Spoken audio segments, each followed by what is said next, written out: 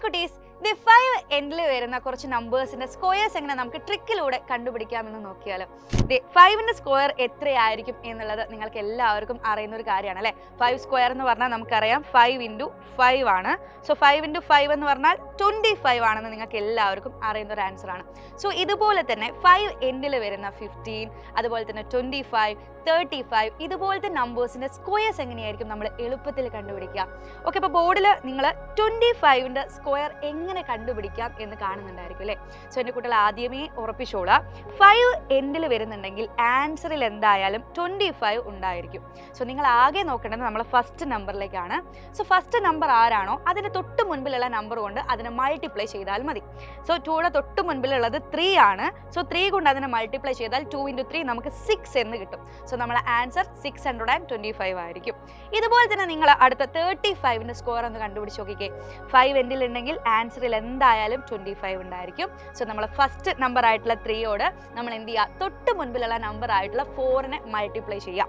So 4 multiply ചെയ്ത് കഴിഞ്ഞാൽ നമുക്ക് എത്ര കിട്ടൂടാ, 3 × 4 എന്ന് പറഞ്ഞാൽ 12 ആണ്. സോ നമ്മളെ ആൻസർ എന്ന് പറഞ്ഞാൽ 1225 ആയിരിക്കും. സോ ഇതുപോലെ തന്നെ ഇപ്പോൾ ബോർഡിൽ കാണുന്ന 85ന്റെ സ്കോർ എത്ര വരിക എന്നുള്ളത് നിങ്ങൾ കമന്റ് ബോക്സിൽ പറയാം.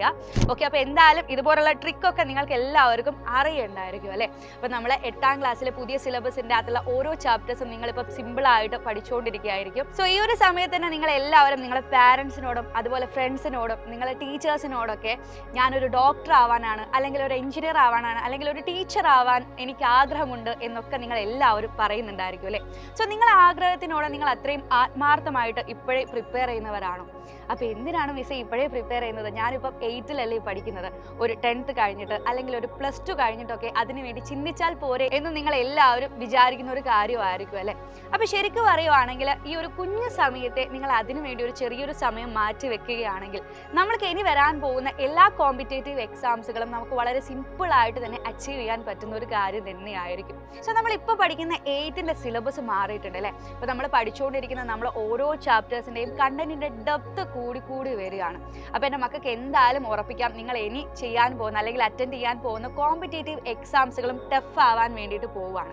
സോ ഇത്തരത്തിലുള്ള കോമ്പറ്റേറ്റീവ് എക്സാംസുകൾ ഈസി ആക്കാൻ വേണ്ടി സൈലം എൻ്റെ മക്കൾക്ക് കൊണ്ടുവന്ന ഒരു ഓൺലൈൻ ട്യൂഷൻ ബാച്ചാണ് നമ്മളുടെ ഫാൽക്കൺ ബാച്ച്. അപ്പോൾ ഇതൊരു ഫൗണ്ടേഷൻ ബാച്ചാണ്. സോ നിങ്ങൾക്ക് ഇതേപോലുള്ള ട്രിക്കായിട്ടുള്ള ഒരുപാട് ക്വസ്റ്റ്യൻസുകളൊക്കെ എളുപ്പത്തിൽ അടിപൊളിയായിട്ട് പഠിപ്പിച്ചു തരാൻ വേണ്ടിയിട്ട് കേരളത്തിലെ ബെസ്റ്റ് ആൻഡ് എക്സ്പീരിയൻസ്ഡ് ആയിട്ടുള്ള ടീച്ചേഴ്സിൻ്റെ ലൈവ് ക്ലാസ്സസും അതുപോലെ റെക്കോർഡഡ് ക്ലാസ്സസും ഒക്കെ നമ്മളുടെ ബാച്ചിൽ നിങ്ങൾക്ക് അവൈലബിൾ ആയിരിക്കും. അതുമാത്രമല്ല വീക്കിലി എക്സാംസുകളും അതുപോലെ ക്വസ്റ്റ്യൻ ആൻസർ ഡിസ്കഷനും എല്ലാം നമ്മളെ ബാച്ചിൽ നിങ്ങൾക്ക് വേണ്ടിയിട്ട് പ്രൊവൈഡ് ചെയ്യുന്നുണ്ട്.